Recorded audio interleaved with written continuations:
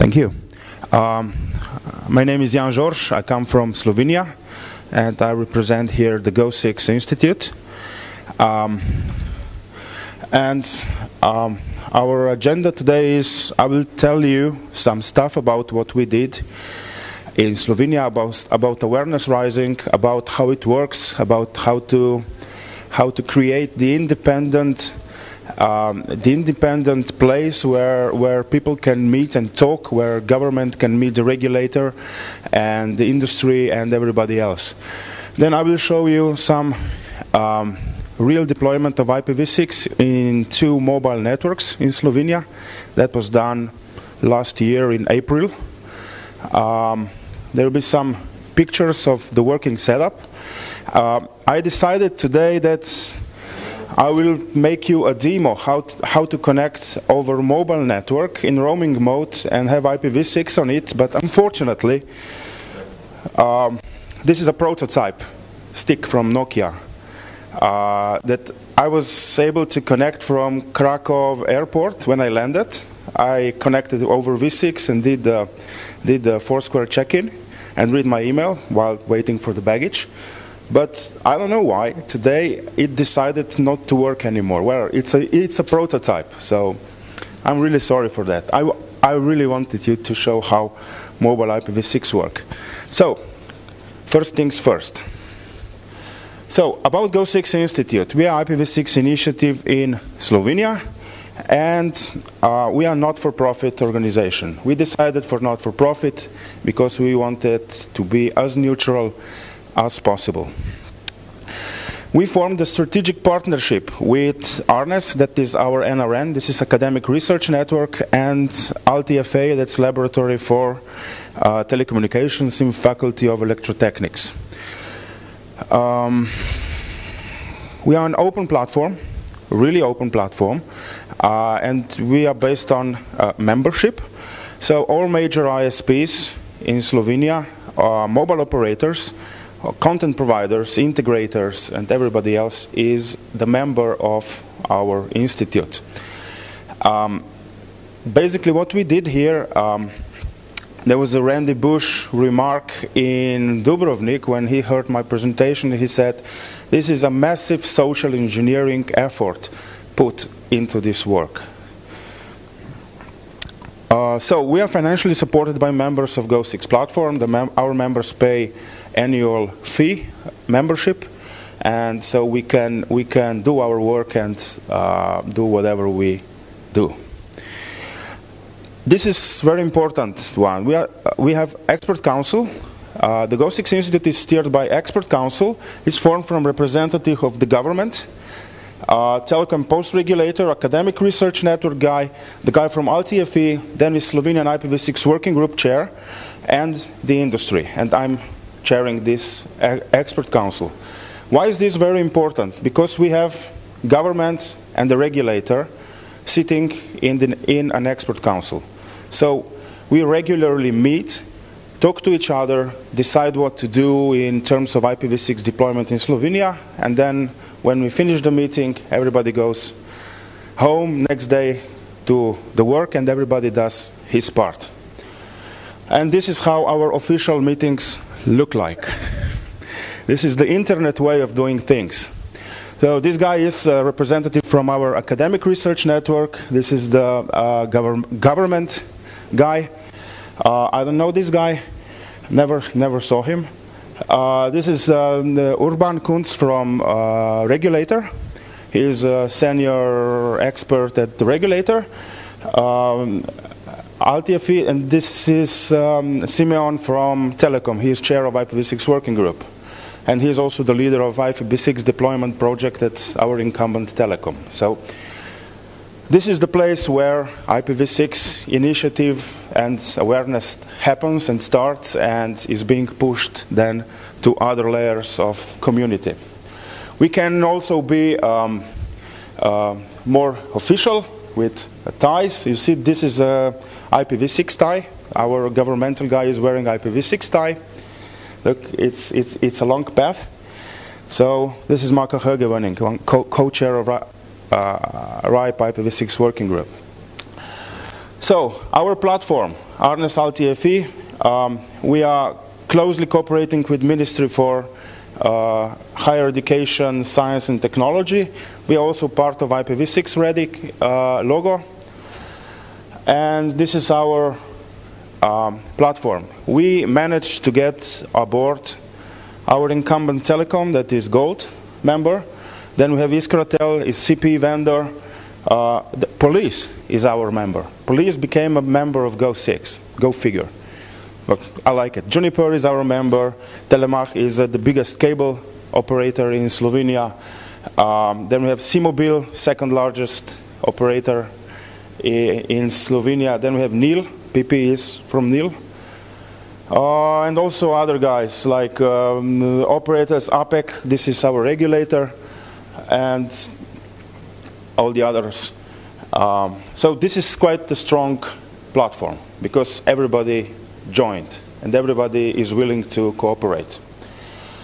We are also members of IPv6 Ready logo committee. So if you want to receive the certification, when you test the equipment, the tests come to this equipment, and we also receive these results and see if your equipment is ready or not. And this was a big surprise. Global ISOC saw our efforts, and one day we just received the application form that Global ISOC became a member of Go6. Like, go figure. My feeling was like if European Union would become a member of one Slovenian association for I don't know what. It's just insane. But yes, they are a member of Go6. So we own the internet now. So group, we gathered IP experts from the industry. PP is also the member of IPv6 working group. We do. Fifth was done in July 2011. Summits are really the big push for deployment. We also do IPv6 outside, so compete with integrators that are our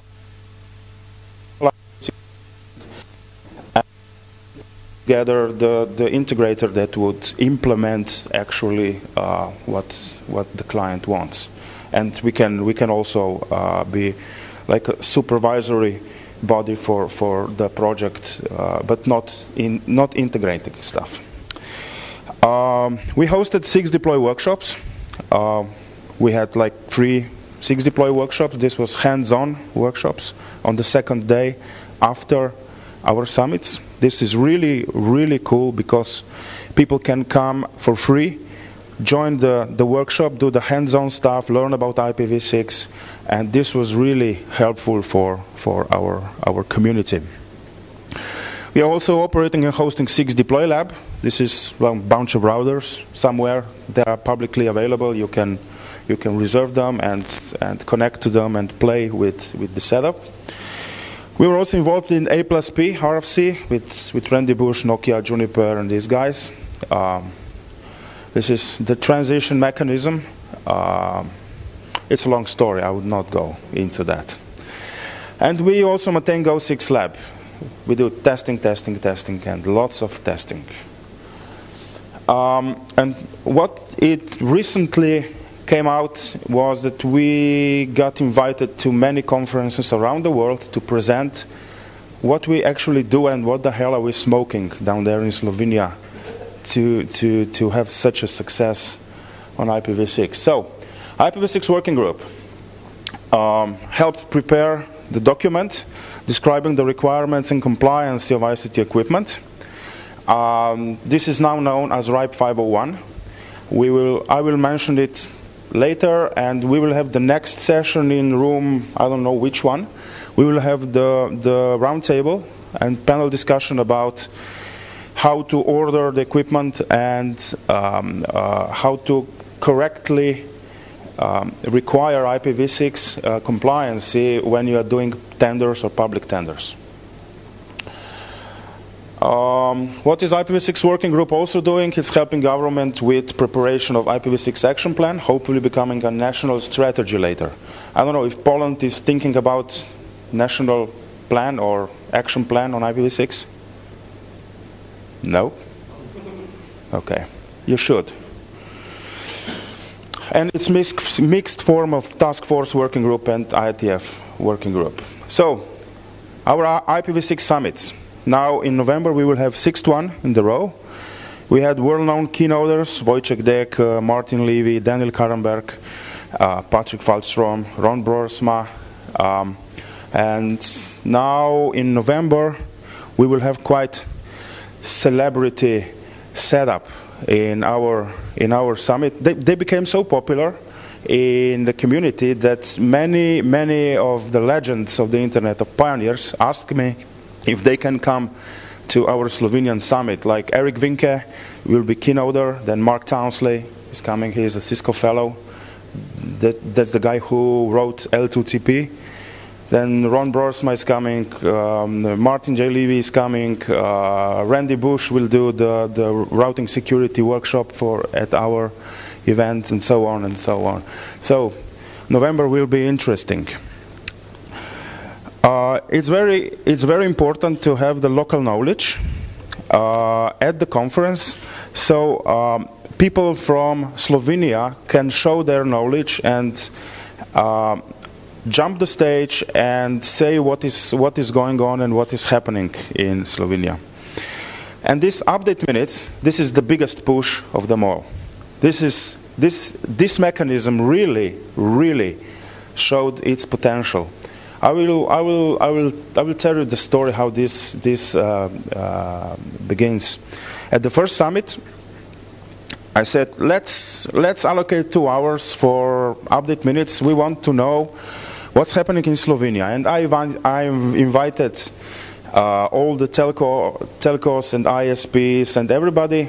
Okay, you just sign up, you just send me an email. I will give you 5 minutes just to present what are you thinking of IPv6, what your plans are, what you did, just an update. I don't want the big presentation about that, just the updates.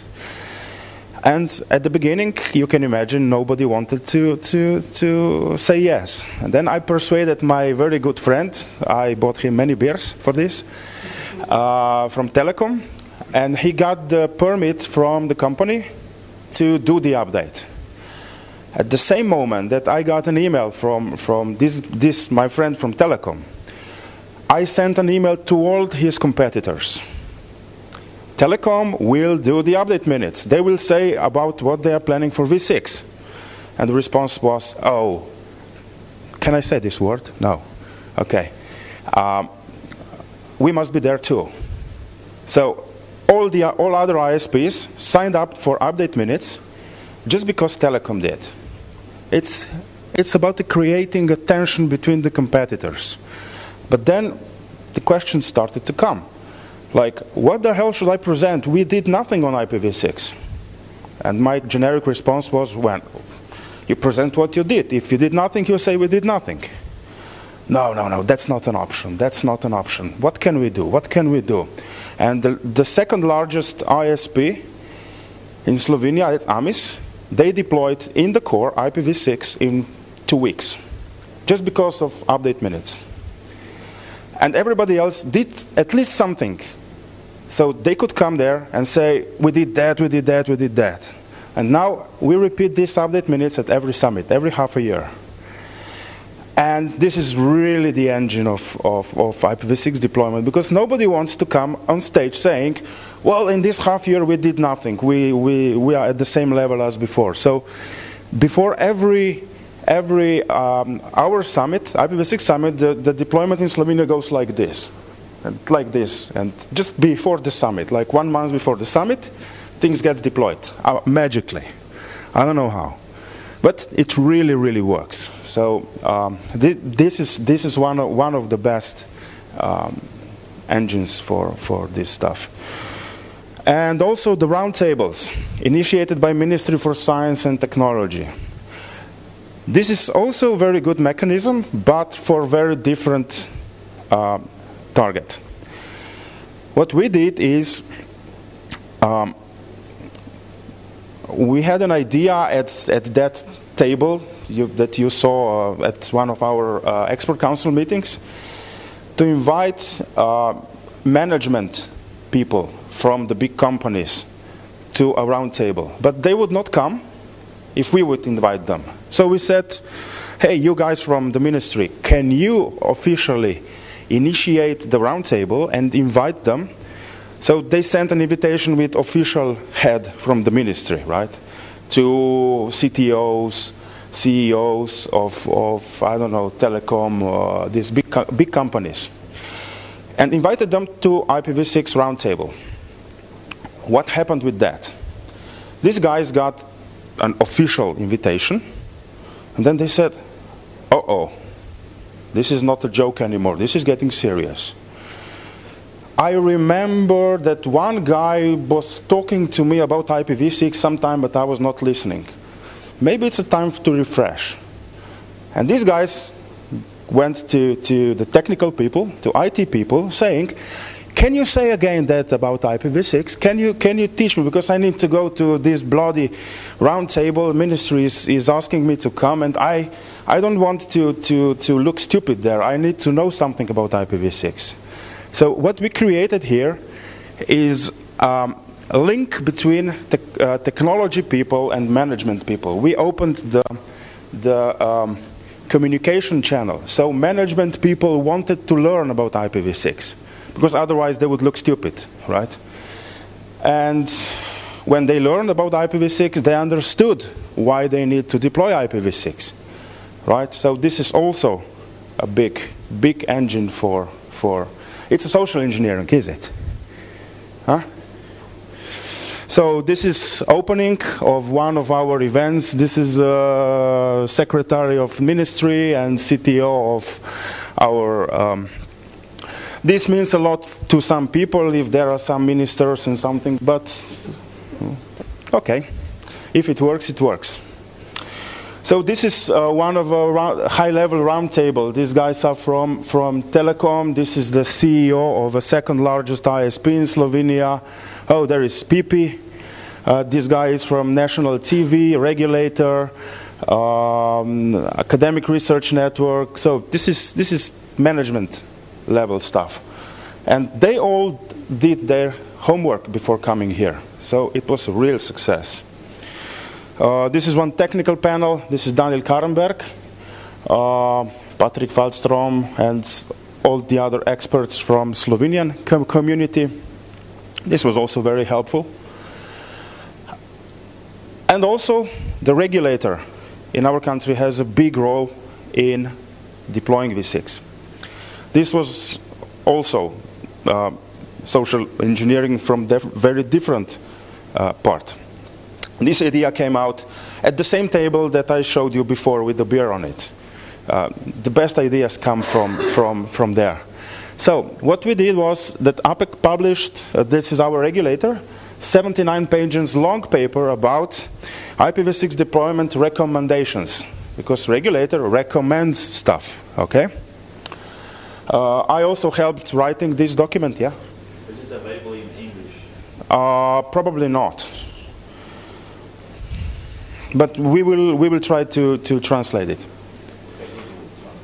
Google Translate would amuse you to very high levels. So, second thing that we had an idea to do with the regulator was that regulator send an IPv6 survey to all operators. Because regulator can do that, and they may do that. And operators are by law forced to send back the data, because this is an official survey from the regulator, right? If they ask a question, operators must respond. And this was like, you know, this was quite extensive IPv6 questionnaire. How are you prepared? What are you doing in the core? What are you doing in the access about IPv6? There were lots of questions. And this survey, of course, came to the management level first. And they said, uh-oh, regulator is asking about IPv6. What's wrong with this IPv6? Why everybody is talking about this IPv6? It must be important. Let's have a look into it. Right? So this is also some social engineering mechanism to set the mind of the management that something is important and needs to be done. Not just tweak the remaining IPv4 pool to last forever. No, that's not the answer. Okay? And I'm really, really happy that our regulator has the big involvement in our Go6 platform. They help really a lot. But we agreed that they will never regulate IP or IP-related transports or network. They are smart enough that they don't want to go into that direction. They just want to help with recommendations and actions like these two. And we are really happy that this happened. This is also, this is 170 pages IPv6 study for our government. We did 7 authors. I'm one of them. PP is also one of co-authors. Also one from England. Government asked 11 key questions for them about IPv6. What to do, how to react, what are, how to order equipment, what are economical, I don't know, consequences, blah, blah, blah. And it came out 170 pages. And we did many, many answers. And this is the book. And yes, I will answer your question.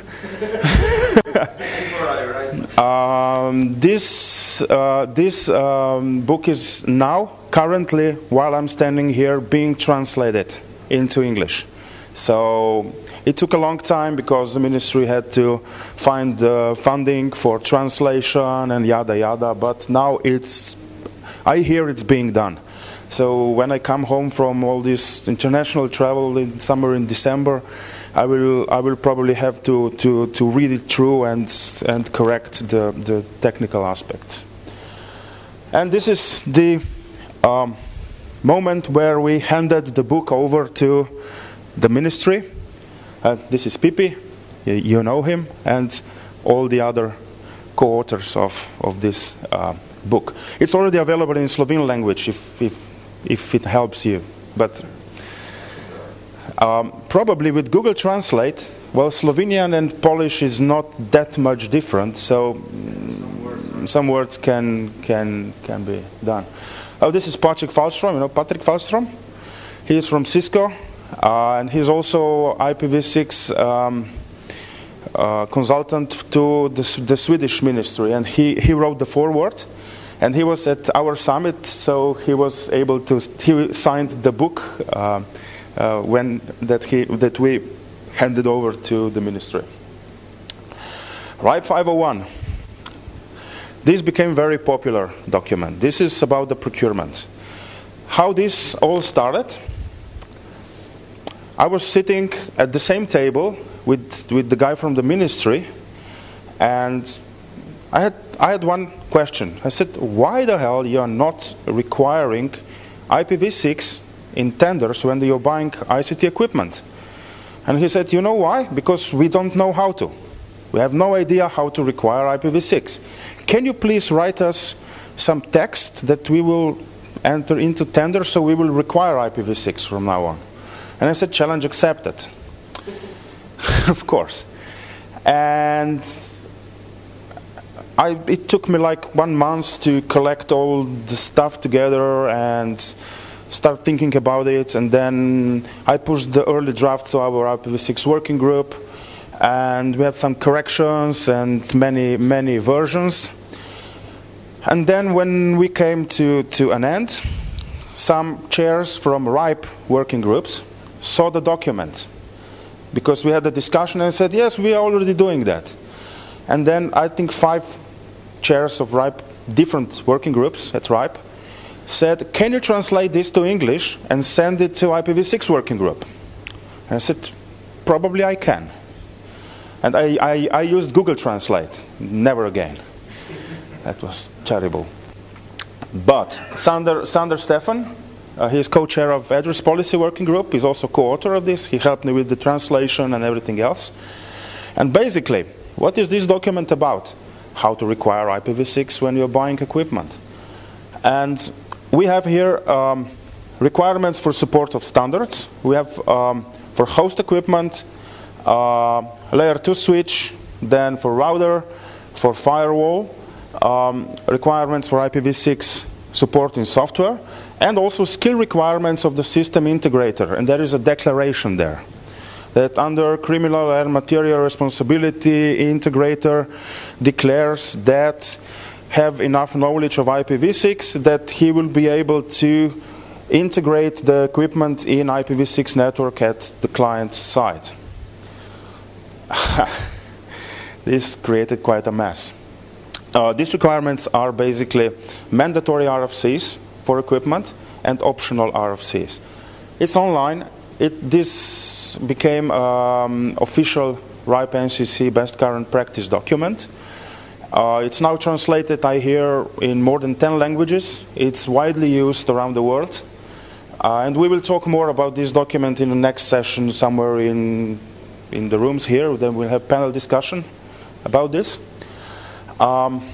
If you need this, use it, find it on RIPE-NCC website and make use of it.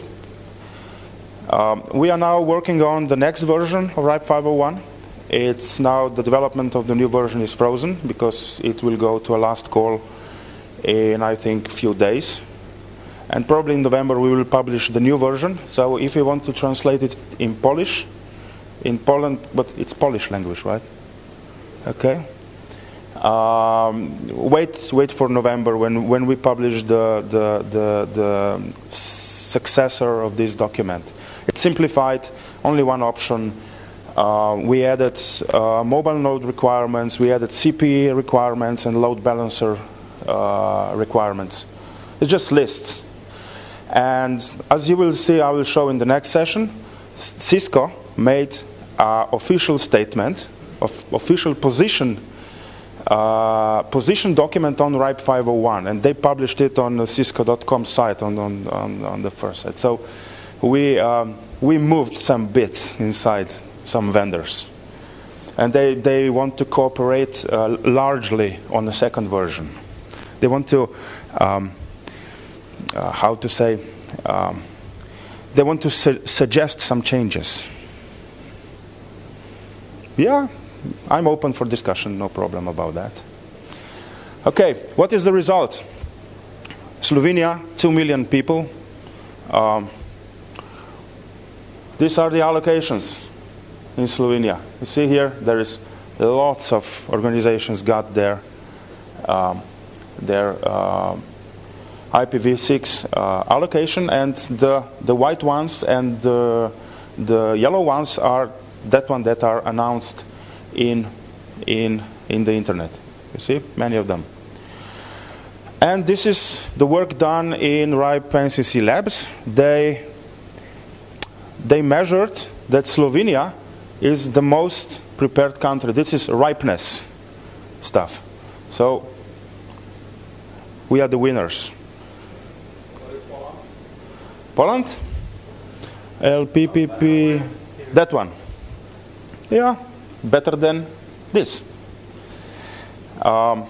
So, yeah, and 1 year later, we are still leading the pack. So, we are progressing and progressing and progressing. Nowadays, you can have, if you're a business customer, you can have native IPv6 by default from 5 major operators in Slovenia. We have, as you will see, production-grade IPv6 deployed on 2 mobile networks that are covering the whole Slovenia. Next month, our incumbent telecom will do the IPv6 to residential customers by default.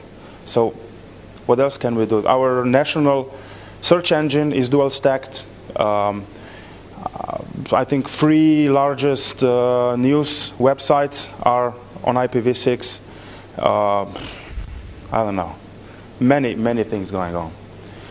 And this is the measurement of the traffic. IPv6 traffic from Slovenia. We are pushing the limits up to 25%.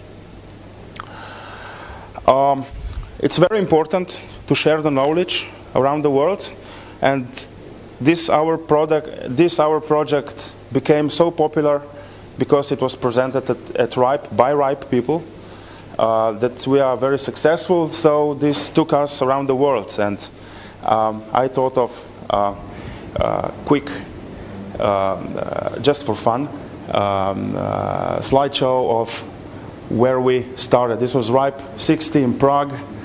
We were at the Google conference in Mountain View, California.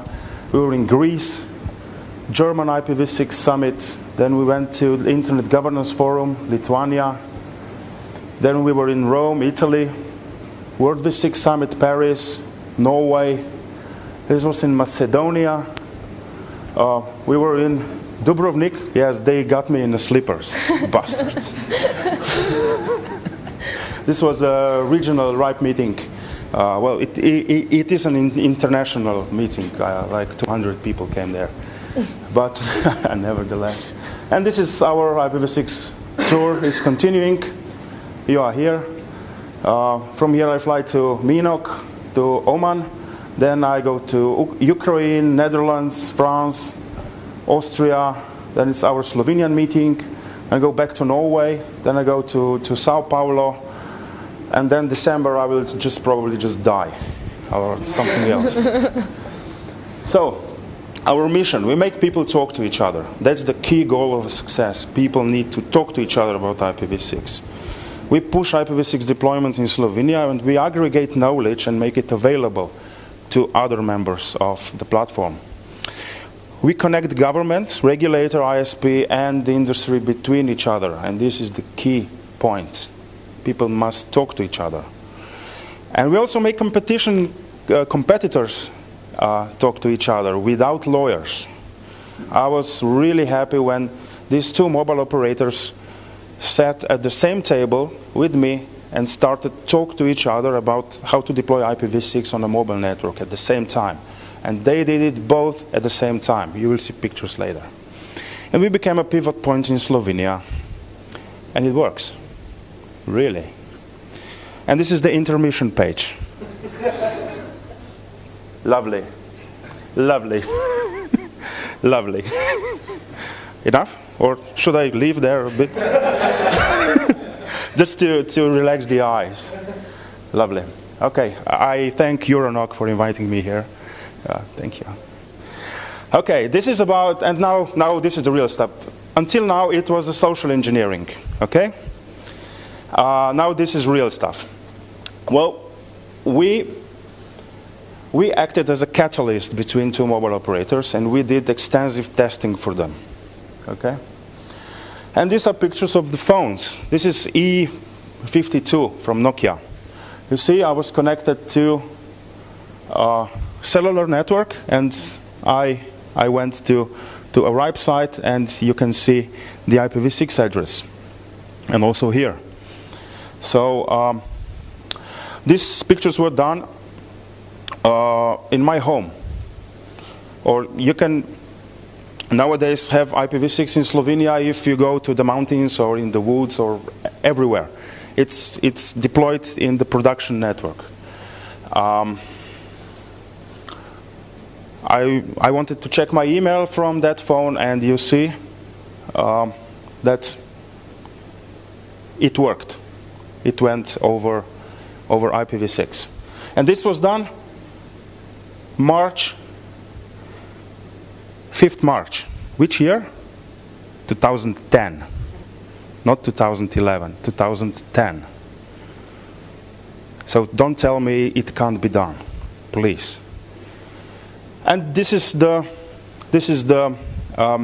all used with permission, because we did this part of the presentation together with Micha from Tushmobil and the other guy from Mobitel. This is the scheme and the network being used for this testing at that time. And that you will not say that we are faking. These are versions of the software used. So if you have these versions, it works. Probably now There are very different versions, but it was working on these versions. Okay. That was from Tushmobil. This is Mobitel.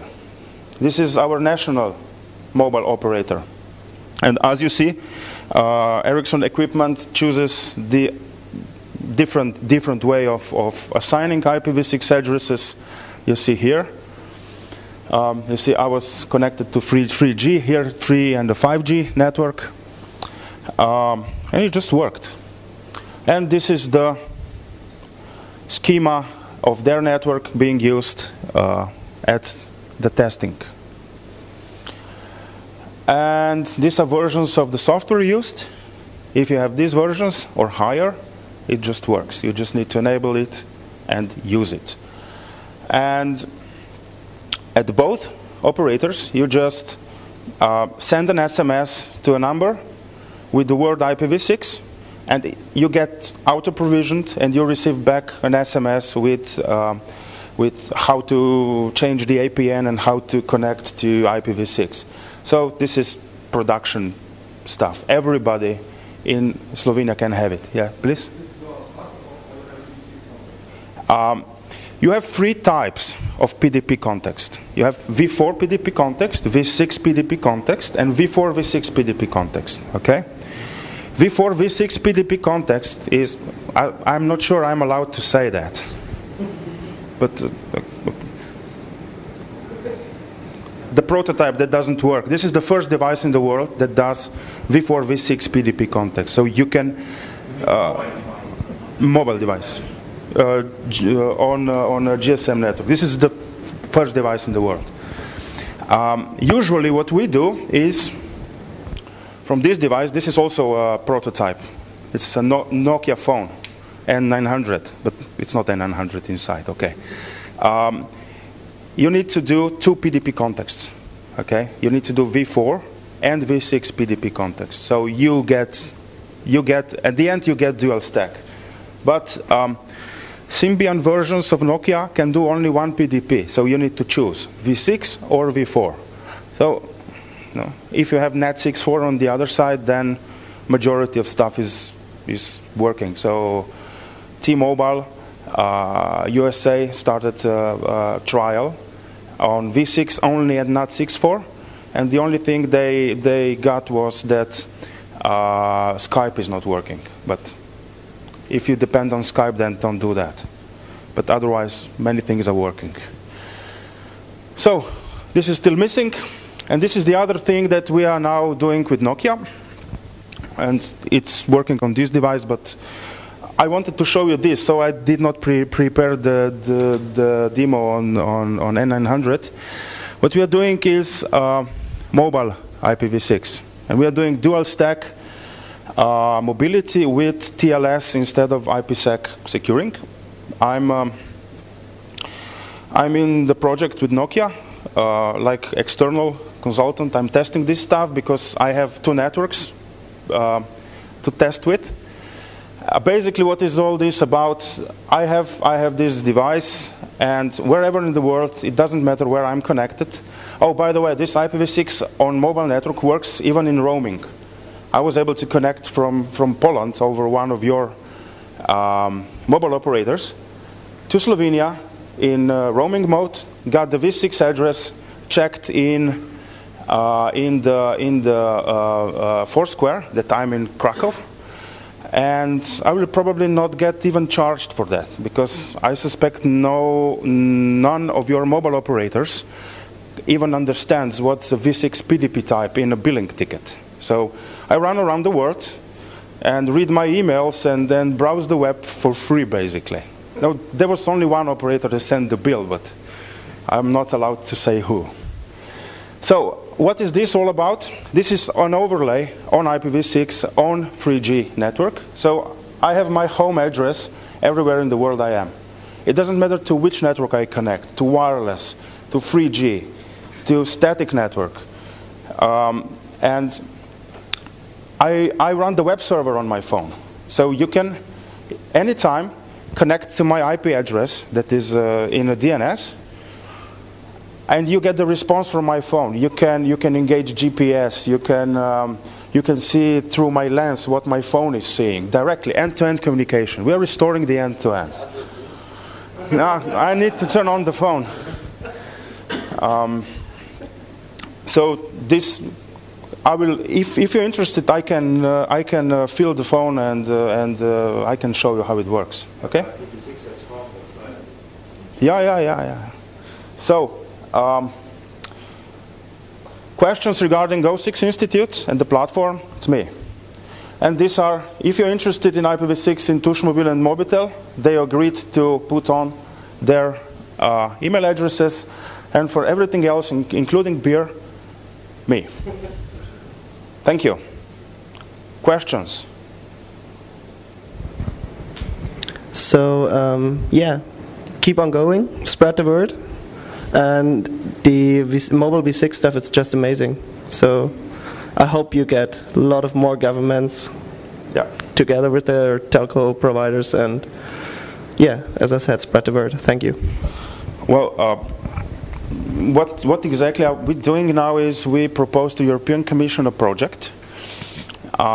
It was accepted. So next year I will be busy with that to deploy this stuff into emergency response teams. So when there is a flood or fire or something else, these people go to save lives. And we will build a unique device that connects to all possible networks, like mobile network, wireless, Tetra, anything that the device can find, and create an overlay. So one device always has the same IP address, so from the central point of operations, they can connect to the device. For example, firemen, they go and put out the fire, right? And they can engage a GPS, see the position of the guy, and read the temperature from the sensor on his clothes and create the heat map of the place, for example, like this, right? There is a green field of applications that can be built on this mobility stuff. So next year we will probably equip few teams from our emergency response teams in Slovenia, Spain, and Luxembourg. This is a cross-border project. So these things are going on. So these are current challenges. Deploying V6 in normal networks or a web server or DNS, that's not a challenge anymore. That's just do it, just enable it. It's doable. It's done. It's you know, it's boring. This stuff is the challenge today. So don't tell it can't be done. Okay, thank you.